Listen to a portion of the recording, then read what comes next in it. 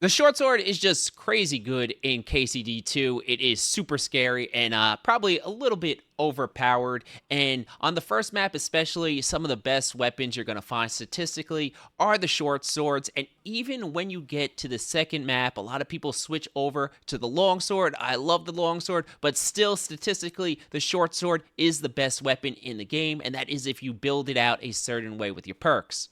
So in today's video, I'm going to give you guys a quick Reader's Digest on why the short sword is the best weapon in the game, and then I'm going to give you the perks that you need to have on your Henry build if you want to carry this strength into the end game, and then I'll also give you the weapon that you need if you want to statistically have the strongest weapon build in the game. So let's just touch on swords in general in this game. Swords are so strong, and it feels like the combat system in KCD2 was made for the swords. First of all, they have access to every directional attack in the game, all four directions, and they also get the Master Strike, which for some reason every weapon in KCD1 had access to them, and they took them away from the other tiers. This move is super strong and satisfying, and if you're not running Master Strike, you're definitely kind of gimping yourself out a little bit. Now, where the short sword separates from every other weapon in the game is its speed, and when you get to a high level in sword skill and in agility, your sword just goes burp. It's like a machine gun, right? And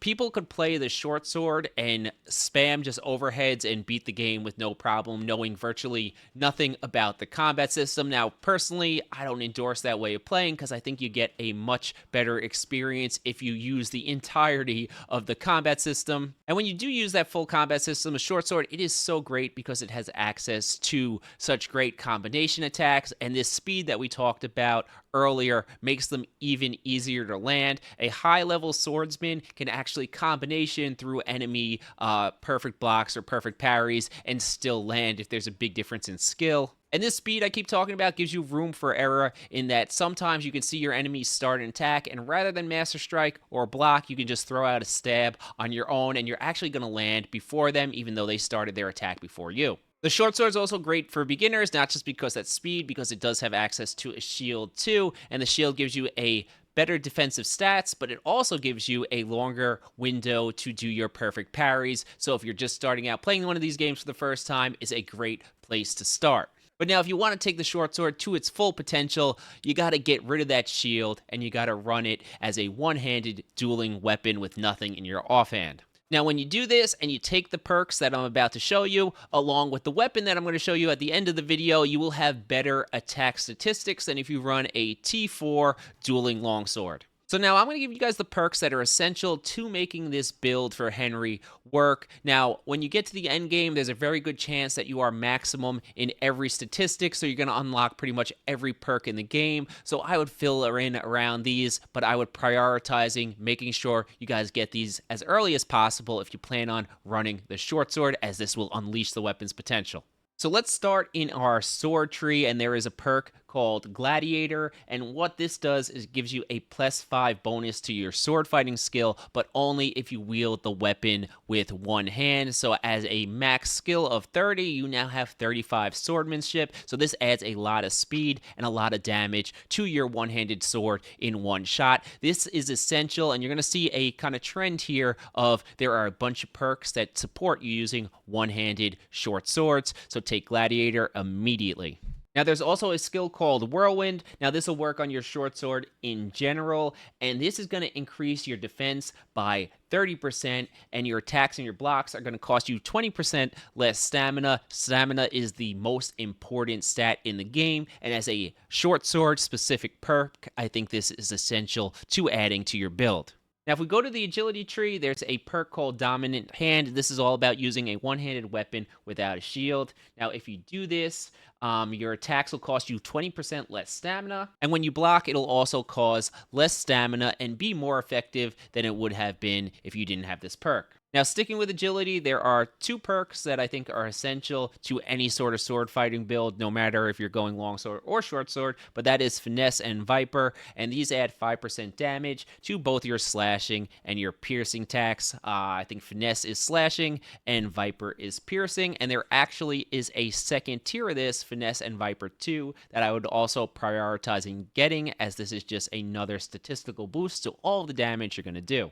Now, the last build specific perk that is essential to making this one handed sword build really tick, and I feel like this is the one people usually miss out on, is actually in your thievery skill tree. And it's kind of at the end, I think it's around level 25 that you unlock it, and it's called Back Alley Skirmisher. And this gives you a massive boost to your damage with short swords. And what this perk does is it gives you 10% extra damage on all of your attacks if you're wielding a one-handed weapon without a shield. So now I think you guys can see as we went through these perks, there are a bunch of perks specifically that are designed on using a one-handed weapon without a shield. And there are just two perks that I think you guys are going to want to take from two other branches that are essential to any sort of combat build that you should prioritize getting as early as you can in the game. And one of those is in our Warfare branch, and that is called Masterful Feint. No matter what weapon you're using, feints are going to be kind of the bread and butter of your openers in the combat system, and this will help you land your feints more often. I think this is essential to any weapon you run, so I'd prioritize in getting that. And I will also go to the Strength tree, and there's a perk called Wrestler. This will greatly increase the chances of you winning those clinch fights. Clinches are super OP. I personally don't like to abuse that end of the combat system, but winning your clinch is definitely important, and it's a perk that's a must-have. As I said earlier, you can fill in the rest of the perks as you see fit, but this is the stuff that is essential to getting the maximum potential out of this build. But every build needs a weapon, so what is the best weapon to run if you're going to do a short sword, no shield build? And that's actually a T4 short sword called St. Valentine's, and I'm sorry, I don't have the quest clipped to show you because I already did it, but it is right here above the church, not too far from Kudenberg. You talk to a bandit-looking guy in a camp. He gives you a quest to go to the church, and you eventually unlock the blueprint. This allows you to craft the best short sword in the game, St. Valentine's, at T4. With this build, this will have the best stats that you can have for attacking with a sword, period, even better than a T4 dueling long sword. And now, even though I gave you guys the best weapon in the game, you can use whatever. There are so many good T3 and T4 short swords. You could use the noble sword or something, and you're almost like nitpicking over small numbers here. They're all going to work, and your character is going to be so strong by the end game that it's not going to matter that much. Personally, I think it's almost more fun at this point in the game to run a T2 weapon so the fights last a little bit longer. All right, guys, I hope you found the video helpful, and I hope I converted you into a short sword, no shield user. If I did, consider subscribing. If I didn't convert you yet, there's a video popping up somewhere here that is also KCD2 that's going to help you guys out with the combat. So check it out and consider giving me that sub.